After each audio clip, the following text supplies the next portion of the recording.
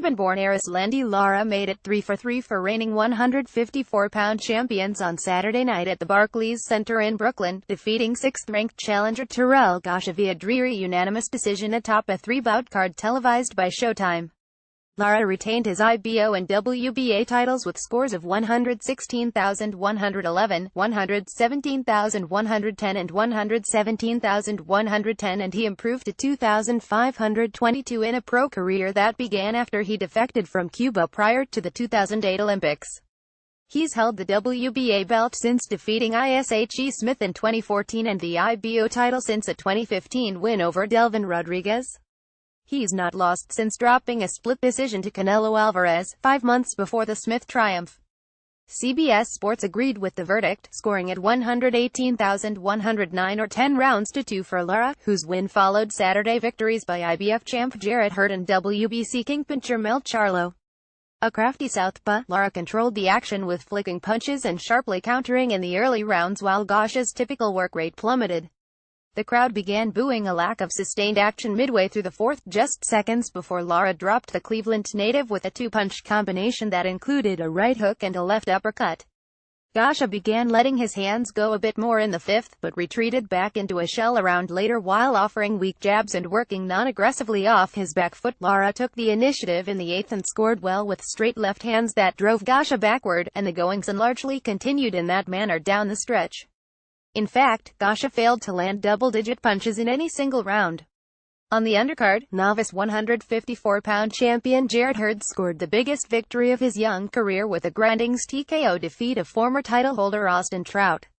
The 27-year-old's defense of his IBF title belt was made official between the 10th and 11th rounds when the fight was stopped on the advice of the ringside physician, with which Trout's corner agreed. The 10th round had ended in particularly brutal fashion for the 32-year-old veteran, who was sent stumbling with a left, reeled backward from the right and got battered until the bell. He slumped dejectedly on his stool after the barrage, but reacted with frustration when the end came and left the ring without being interviewed.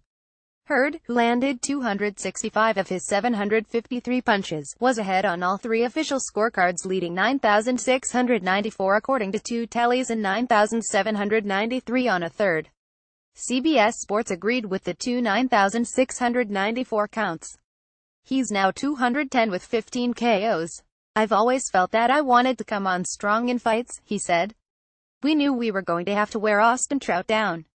The 32-year-old Trout won the WBA's 154-pound title back in 2011 and defended 4 times, including a defeat of Miguel Cotto at Madison Square Garden before losing a unanimous decision to Canelo Alvarez in April 2013.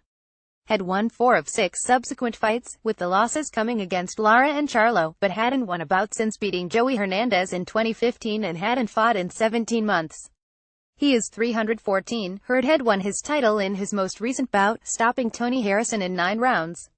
The fighters shared a feel-out round to open the bout, but Trout began finding success with his jab and his footwork and rattled Hurd along the ropes with a left uppercut in round 2. He was able to handle Hurd's occasional power shots in the early rounds and landed the more jolting punches himself, boosting his typically moderate work rate to more than 70 shots per round. But Trout reeled backward after absorbing a right hand with 30 seconds left in a spirited 6th round and wobbled back to his corner, and he was rattled again with a left along the ropes and a right in the middle of the ring in the 7th. The fighters combined to throw more than 200 punches, 111 for Hurd, 95 for Trout in the 6th, and Hurd threw more punches than Trout in each round after the 4th.